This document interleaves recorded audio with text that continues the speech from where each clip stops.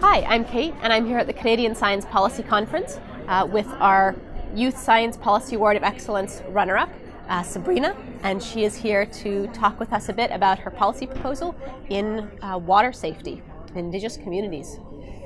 So, Sabrina, you have a background that involves mathematics, engineering, biology, chemistry. How do you bring those diverse fields together into policy?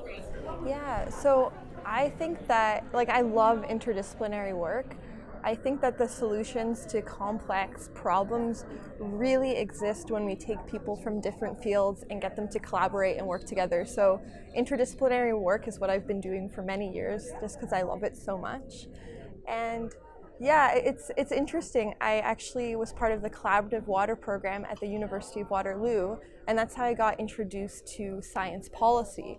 And the collaborative water program basically takes students from different fields such as engineering, which I have experience in, and biology, and gets them to work with one another and learn from one another. And it was through this program, which involved taking 2 courses, that I realized that my background can actually be really useful for science policy, because policy has kind of a lot of factors that feed into it, and I feel like with my diverse experience and background, I'm able to kind of pull those things together.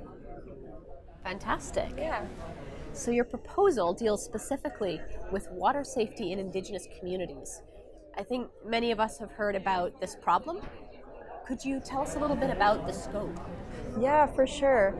So in Indigenous communities, they're disproportionately affected by poor water quality in comparison to other Canadian communities. And this water inequality can be attributed to a wide range of factors, such as infrastructure availability, regulations, and colonization, just to name a few of them. And when we have poor water quality, we see links between skin issues and gastrointestinal issues, so none of these are good. And with Indigenous communities, a lot of them have this spiritual connection with the water. So when we have poor water quality, they're not able to have that relationship with the nature around them, which can really affect their cultural identity. So the Government of Canada has pledged to end boil water advisories. However, in my opinion, I don't know if this is enough. I don't think that boil water advisories provide us with enough information on drinking water in Indigenous communities. Many communities lack access to treated drinking water and to running water. So a lot of communities actually use cisterns if they don't have access to running water.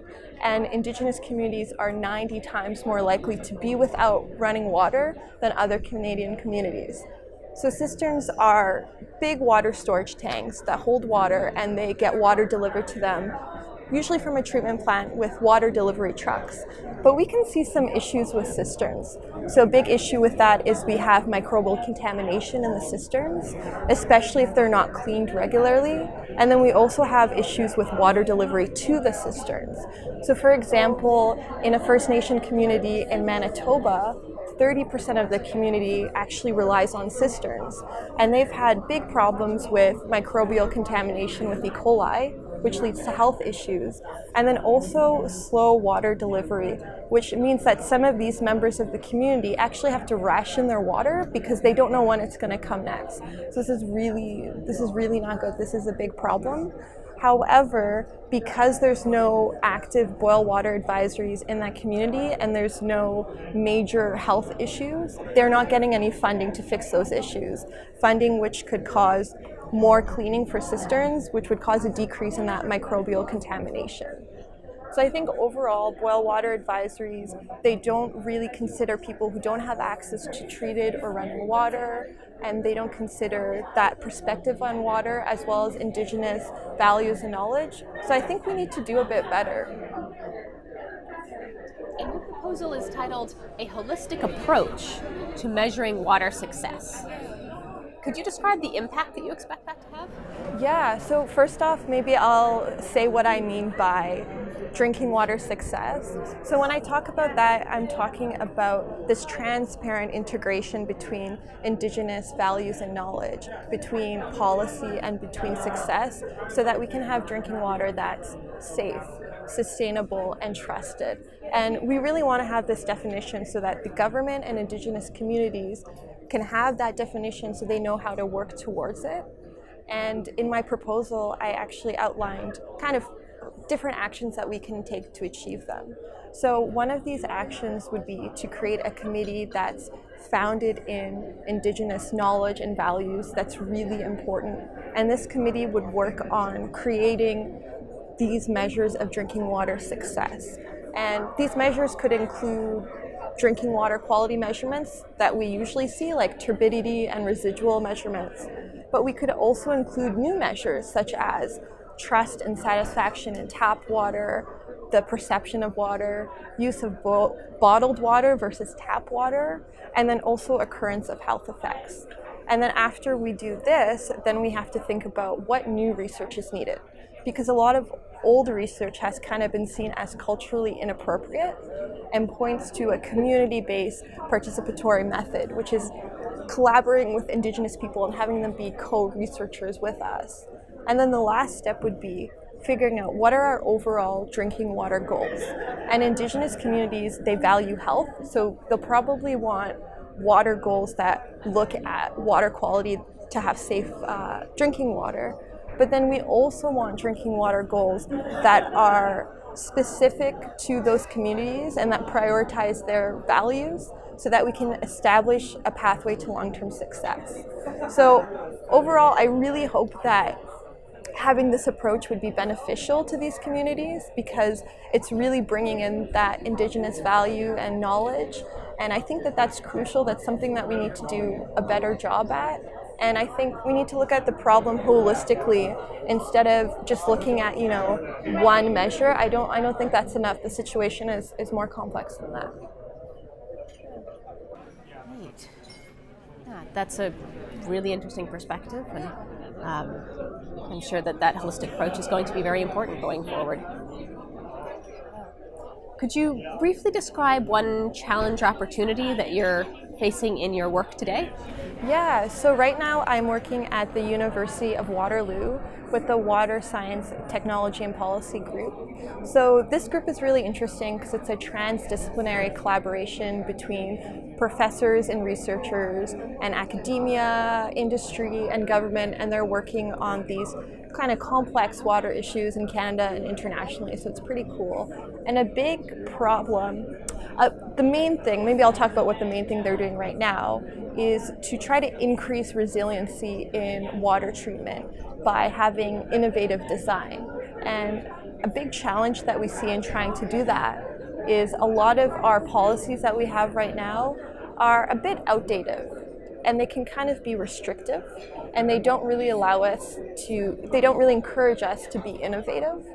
And we want to be innovative because that's crucial for climate change. And for example, with my group, we're really interested in green infrastructure. So that's using our natural services around us, such as the riverbank for filtration for drinking water treatment. And green infrastructure is really cool because it's a potential treatment solution for Indigenous communities because you have a limited amount of chemicals, you don't need as much operator training, and there is more of a potential to align with Indigenous values because we're using our natural services. However, because of the policies we have in place, this can be harder to implement in these communities. So that's a big challenge that the group is facing, and something that I've also seen, that kind of, we want to have innovation, but we're being challenged with our policies. Fantastic. Well, it's been great to have you here at the Canadian Science Policy Conference. The conference is almost over. What's one thing that you've really enjoyed in your time here? Yeah, so this is actually my first time at the conference, and it's just been amazing to come to a venue where people are talking about science policy. That's been really exciting. There's been two things that have really stood out to me. Yesterday, I went to a panel session on the influence of Indigenous knowledge on policy and practice, and that was probably the best session that I've ever been to. The speakers were so inspiring and intelligent, and I feel like I just learned so much, and I was so grateful to have the opportunity to listen to that. And then also yesterday at the gala dinner, the panel session with Donna Strickland and Julie Payette, that was just so amazing to see two women in STEM, so inspirational, telling their stories, and then I actually got to shake both of their hands, which I didn't think I would ever have the opportunity really to do something like that. So those are the two things that kind of sticked out in my mind. Fantastic. Yeah. It's been great to have you here. Any place before we go that you'd like to direct viewers to find out more? Yeah, so you can find my information and any updates on the Water Science Technology and Policy Group. I also have a Twitter page at Sabrina Bedjera, so you can tweet me or message me if you have any questions. Great. Yeah. Thank you so much for sharing this insight with us. Yeah. Have a great day. You Have too. a great conference.